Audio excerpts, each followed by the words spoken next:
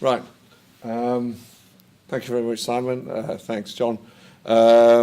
Just to introduce myself, my name is Ian Bowler. I'm one of the doctors from EMRTS here in Davern, and welcome if you're not from, if you've come a long way, welcome to Davern and to our new base.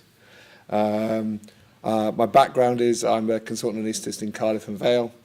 I also, similar to Simon, although I haven't got a whole slide of my different jobs, unlike Simon, I've also been working in pre-hospital medicine for 20 years as the local basic scheme organiser, and I'm the local training programme director for PHEM for Wales. So I work for the Wales Deanery as well. Just I'd like to say again, thanks to for Angela for the Welsh Ramblers for hosting us here, for EMRTS for facilitating it to work. So, in pre-hospital medicine, you're probably all quite familiar with it's quite a media orientated specialty, and most places and most regions do have TV programs, that sort of thing, around it, because it's a very interesting thing. And we've tried to pixelate out Gareth Roberts there, but he's that's Gareth Roberts. Yeah, he's one of our previous PHEM trainees who's now a consultant and working in the EMRTS. It wouldn't make very good TV if we said, and in this episode, Gareth Roberts is going to spend 3/4 of an hour going through the curriculum, trying to work out which units he's going to associate with his workplace-based assessments for today. But it is a really important part of the job, and a really important part of our training. And so it's important that we, as supervisors, both educational supervisors and clinical supervisors, so it might be just somebody that's with that person for that day, understand a little bit about the workplace-based assessments, and also, can make the most of them. Okay, so why do we need the paperwork? So back, I'm sure you probably remember, PMET, we had PMET B, and the Academy of Royal Medical Colleges, they sort of recommended workplace-based assessments as a method of assessment when we had modernising medical careers. And I'm sure you can remember when modernising medical careers came in, it was a big change in the whole of medicine, not just in the whole of medicine. I was lucky to be one of the first foundation programme directors for a trust. And just it was a massive change for every specialty. So it's a thing that's been around for a good 10 years or so. Then PMET B got merged into the GMC in 2010. So there's been a lot of change from that point of view, and workplace-based assessments are a thing that are around for all medical specialties. So what I'm going to do is talk a little bit about the background and the educational theory of it. Don't worry, it's only about 2 slides. It's not too complicated. Look at each particular type of assessment, and then a few little tips on how to make the best of them. So what the GMC says, if you just read this, and this GMC thing is from a document that I've actually put out. I've put them out actually. They've been put out on the front seats. But if you want to grab one of them, there's quite a good GMC document all about the theory of the workplace-based assessment. So there's a few on the front. If you want to grab a paper one, that's fine. There's also a link for it. You can just go to it on the link. I shall show you at the end. Okay. So really, it's trying to include a low-level formative assessment work that's actually in the workplace, rather than just relying on exams. Because as we know, some people are just really good at exams, and when you come to work with them, you think, this person is an idiot. They have got no idea, but they're really good at passing their exams. Obviously, there's also some people that works the other way around. What we're trying to do is get people that can be successful at both. Okay. So the assessment for and of learning really refers to assessment for learning is really like a formative assessment. It's a low level a low level learning as a formative process rather than assessment of learning refers to a summative assessment like a test simulation or something like that. So you've got the two different. You can use workplace-based assessments for both, for a formative sort of nice, let's just see how you get on with this, and a summative sort of test situation assessment. So assessment, we all need it because we need to know from our point of view, we need to know how the trainees are getting on. We need to the external world need to be able to show that our standards are, there is a standard that we're all working to and everybody's achieving the same standards. We need to be able to test a wide variety of both skills, behaviours, that sort of thing. And as Simon alluded to, we need to know there are 1,014 elements in the thing, so we need to be able to cover a wide area of the curriculum, which sort of an exam isn't always going to cover the whole of the curriculum. And then it also gives us information about the trainee, so you can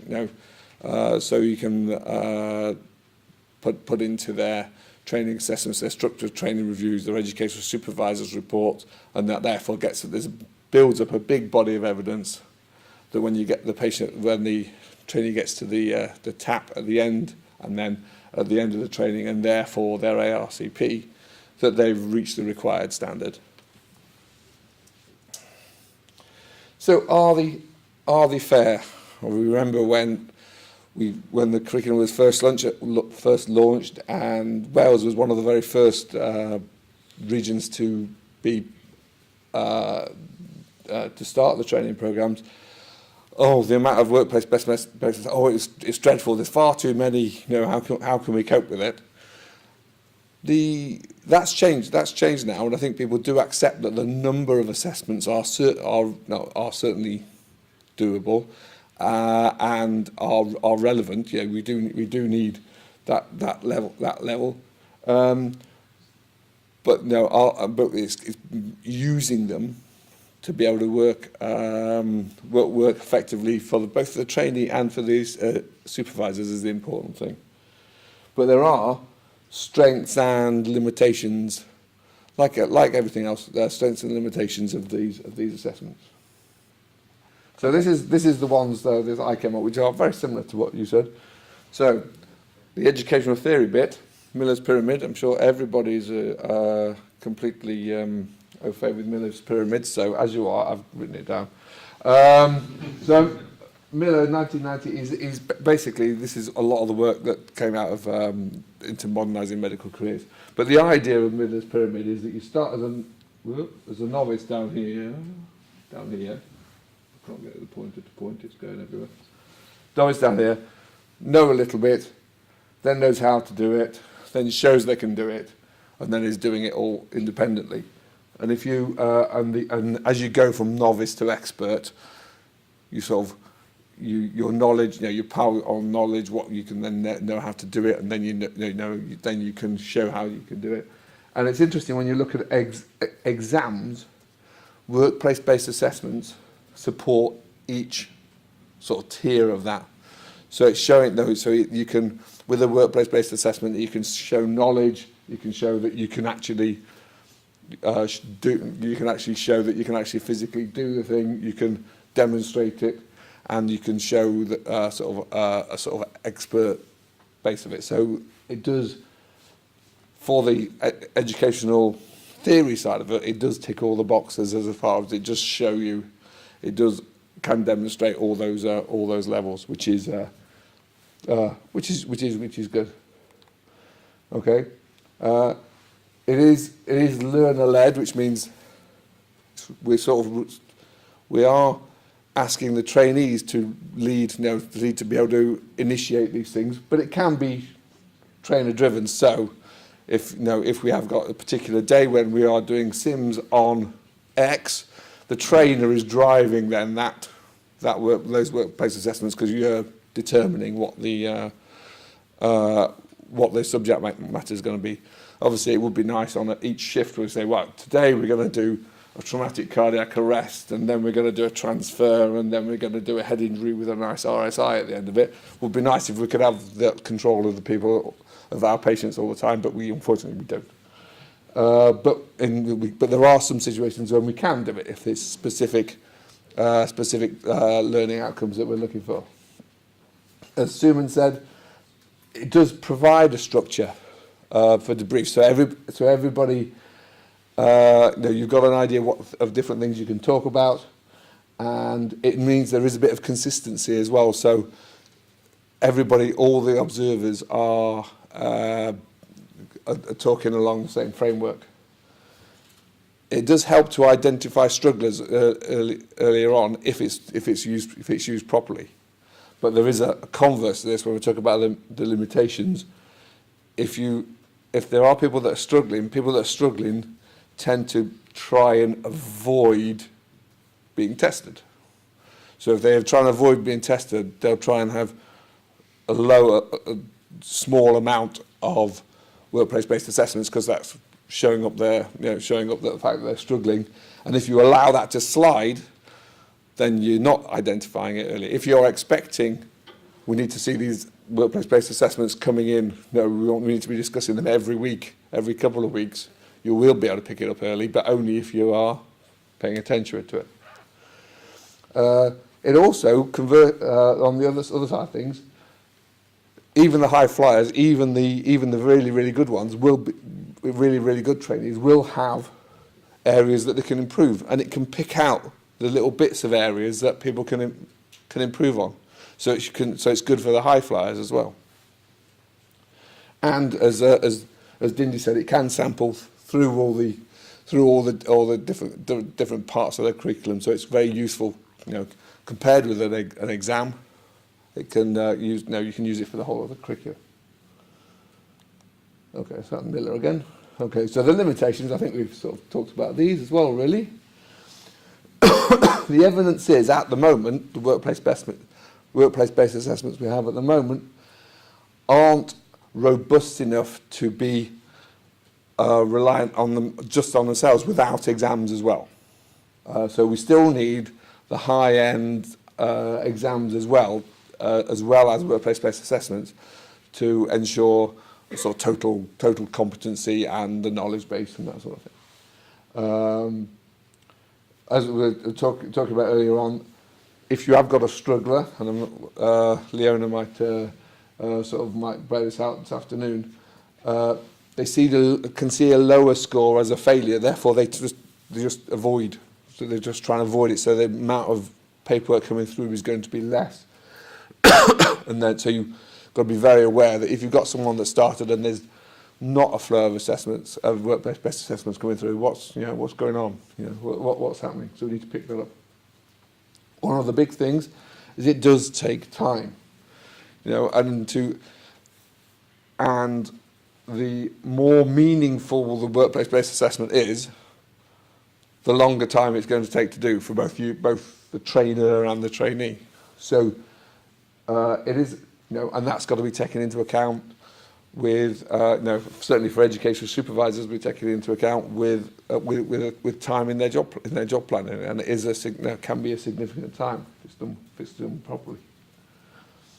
And then also, if it isn't taken, if that time and effort isn't put in, and it does become a tick box exercise, as John was saying,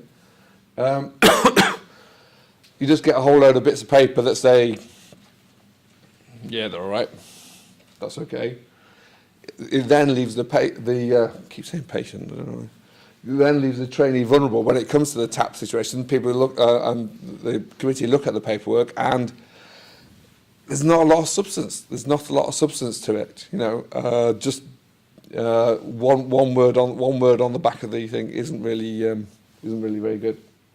So it can leave, even though they've got the numbers, there's not a lot of substance to the actual assessment and the actual feedback on it. So they are a good system, but there are limitations to them, which we have to sort of work around. Okay, so you'll probably be familiar with this. This is out of the book. This is the numbers that we're looking for during a 12-month hold time equivalent. And you work out, I think, was it 105? I can't remember. I've got 105 in my head. But quite a lot of actual assessments, but absolutely doable as long as right from the start the trainee and the trainer knows what they're doing, and they're encouraged to be doing them as a normal part of their job. It's just incorporating into their job, and not, as I've done a couple of times, 2 weeks before the tap, can you please sign these 35 forms that I'm going to send you because I've got to get them all ready, which is not really the way to do it. Okay, so these are the PHEM assessments. They are very similar to assessments that are used in other medical specialties. And I'm just going to talk a little bit about each of them next, or there's the particular things about them. So if you just consider all the workplace-based assessments, what we're looking at, they're not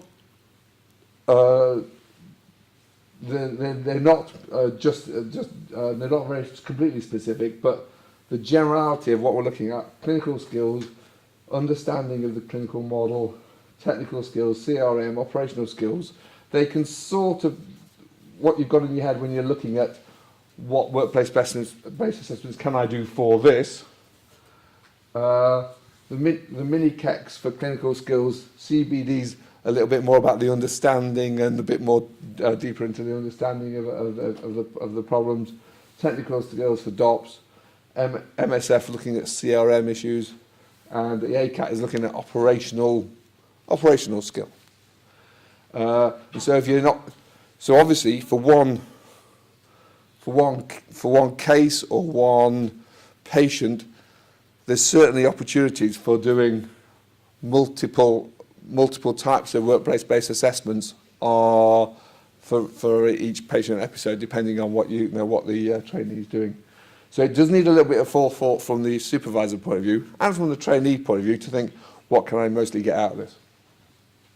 Okay, so the mini KECs is a sort of I think for medics it's mostly one of the easier things to do, because it's a clinical model, taking a history, clinical reasoning, doing an examination, and this is it's quite an easy thing to be able to establish, and an easy thing to be able to do an assessment on. I think most people are happy with doing that, with doing the assessments on those.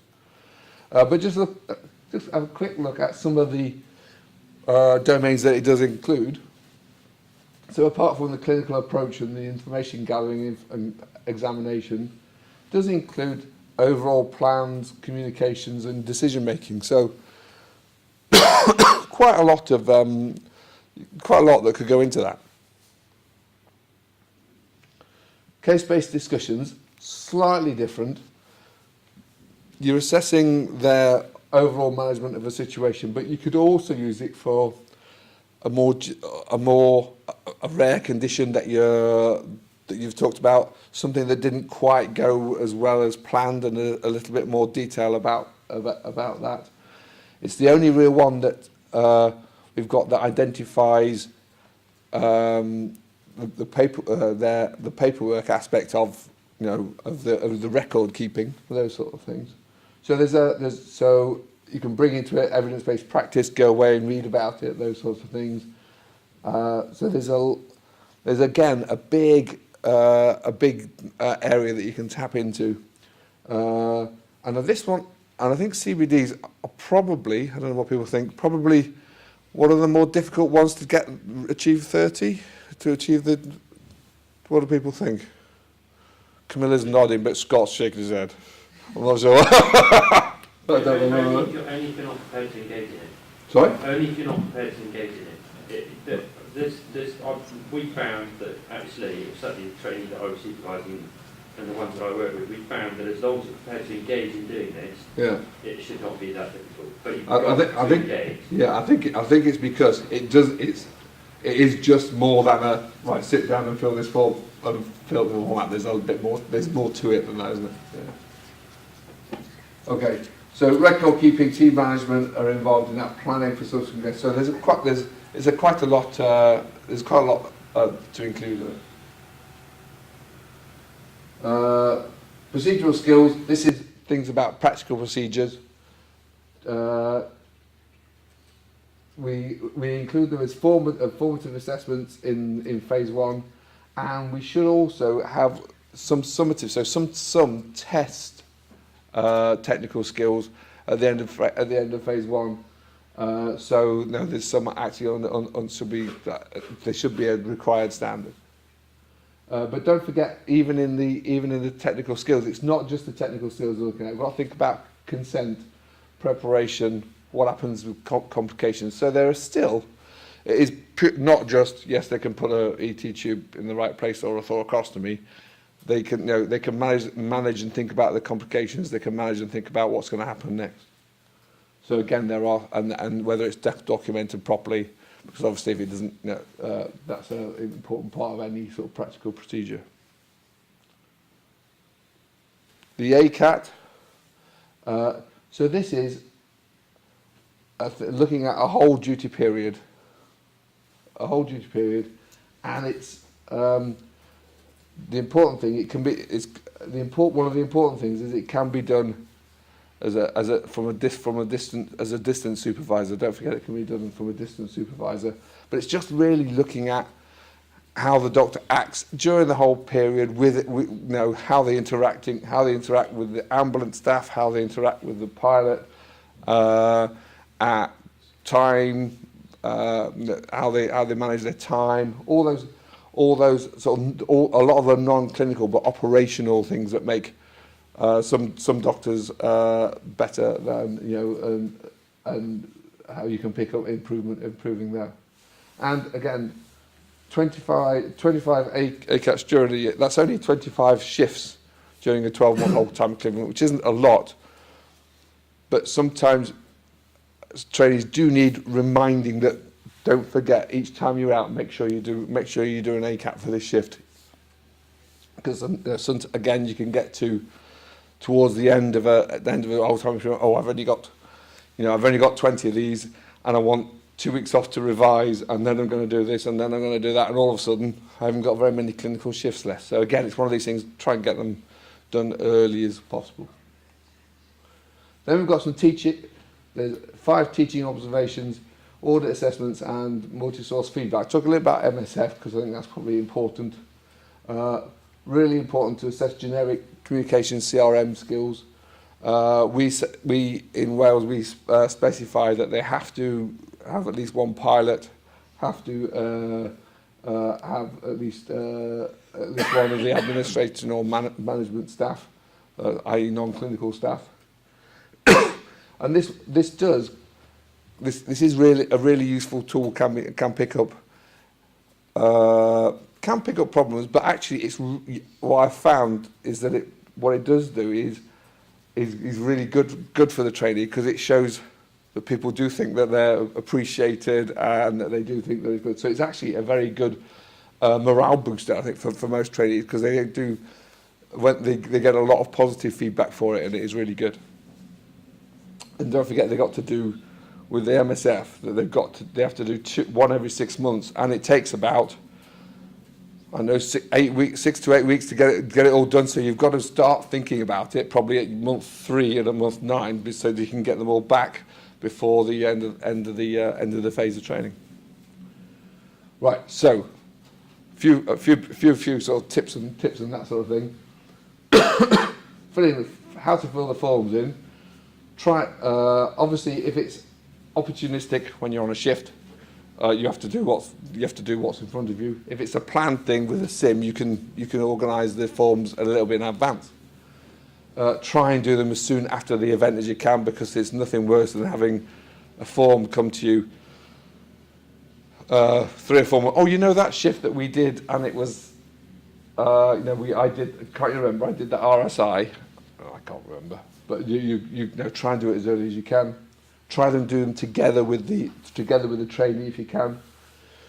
Use the text boxes on the back to explain what the ratings are. And it's always good to try and give them an action point, give them something to do on it, rather than just, yes, it's fine, yes, it's fine, yes, it's fine. Okay, and try and agree what curricular elements you are going to cover. So I'm sure you all know what the actual forms look like. So I'll skip through those because we're about 2 minutes, right? Yeah, okay. So a little bit of pitfalls, which those ones we're going to demonstrate. No point just putting at the start of there 1A, tick, tick, tick, tick, tick, everything's fine, because there's no benefit there. If there's no constructive criticism, it's either that everything's fine, just carry on, or everything's dreadful, but with no proper feedback. There's very little point, and it does end up then become a tick box exercise. Try not to allow the trainee to fall behind, because that will then that impacts then later on. It's much easier to keep going. Missing opportunities. Just because it's a quiet day, you don't go out on the helicopter doesn't mean you can't do an ACAT. You can do an ACAT around your medicines management, sorting out your CDs, checking all your kit, getting the briefing from the pilot. There's a lot of stuff that actually goes on, even if it's a quiet day. Don't forget to sign the form, and properly signing it rather than PPing it or signing it electronically is not really is not allowed. So signed and scanned is fine, but just someone that's typed in their name might not be accepted by the TAP. And then helping them helping the trainees getting things formatted for TAP is a very important part of the thing, which Simon's going to talk about later on. The feedback side of it, it's worth, if you watch the TED Talks, Bill Gates did a really good TED Talk on feedback. This one was actually about teachers, but it's really good about the benefits of feedback and how good feedback really makes a difference to performance. So it is really important that our feedback to them is authentic and that it really helps. The resources on the website, I've printed some out. If you want to take them away, there's some sample workplace-based assessments, which you help yourself do if you want to have a look, or they're on the website, and some of all the information about each of the workplace-based assessments. There's loads on the front if you want to take them away. And that GMC paper on workplace-based assessments, that's the link for it. Okay, so don't forget it's the trainee's responsibility to get these assessments done, but it's up to you as a supervisor to encourage it and encourage them, suggest what you can do and keep pushing them. The assessment needs to be linked to at least one competency, but they could, you could use them for multiple ones.